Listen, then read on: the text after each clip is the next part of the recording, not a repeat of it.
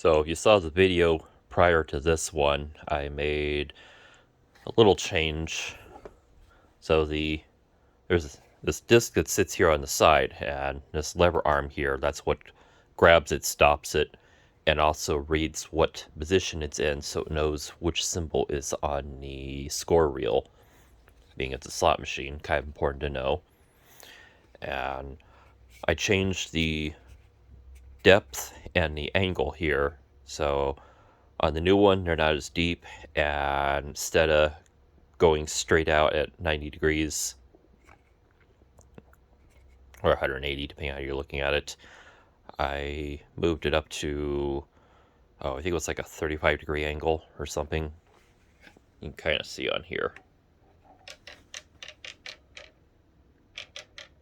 And the reason for that was to give the arm here, when it grabs some of these deeper channels, it makes it easier for it to grab and read.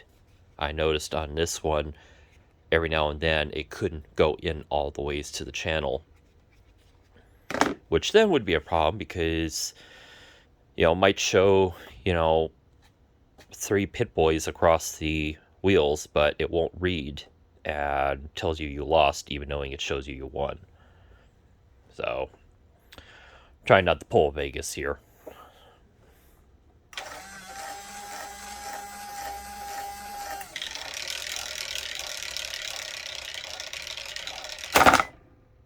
So, that would be a losing position. It's a Showl channel.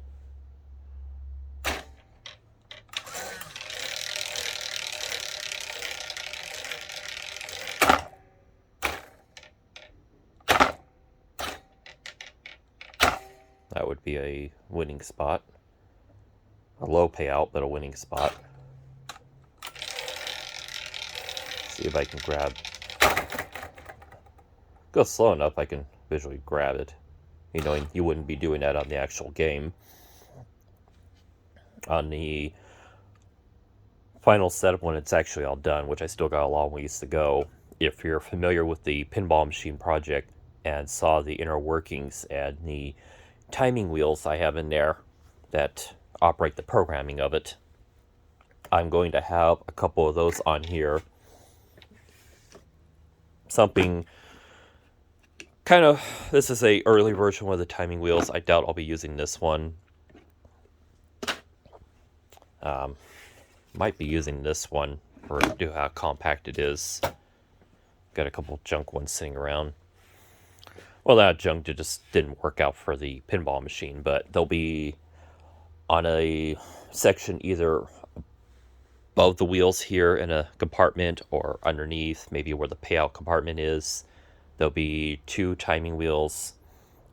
One that just operates, telling the system to come on, basically knowing that you gave it a coin. And then the other one that will sit there waiting for you to push the play button. And when you push the play button, the system cycles on. It's going to spin up all 3 wheels. And as it's going through its programming, it will wait a little while for these to slow down. It'll drop one arm at a time until all 3 are dropped. And then once all 3 have been dropped, then the system will read to see if it's on one of 4 payouts.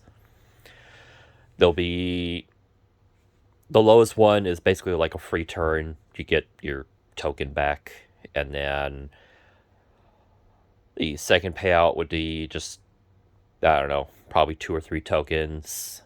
Probably 3 tokens. The second payout would be, third payout would be probably 5 tokens. And if it works out the way I'm hoping, and, getting the big payout hopefully is hard to get, maybe I'll have that one as 10 or 15. I'd like to do more, but we just my luck that'd be the winning one on a regular basis. So, we'll see. And of course, parts of the equipment I have to build for this project, when I do start building the coin counter that's going to be underneath this section here that handles basically the payouts, the system will have to understand, just like on a real slot machine, that it only has X amount of tokens to work with, but what it's out of tokens, and well, it just doesn't pay you out, and system will have to shut down and wait for maintenance or reloading. That'll be interesting.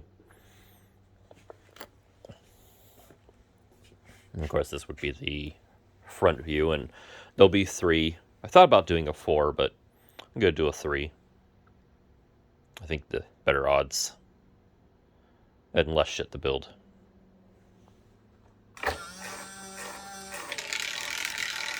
And yes, I am aware that my wheel has a little bit of a wobble.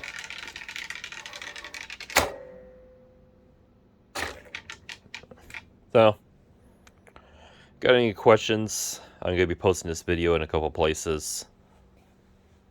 Feel free to ask. Do leave a comment. Or don't. I don't know.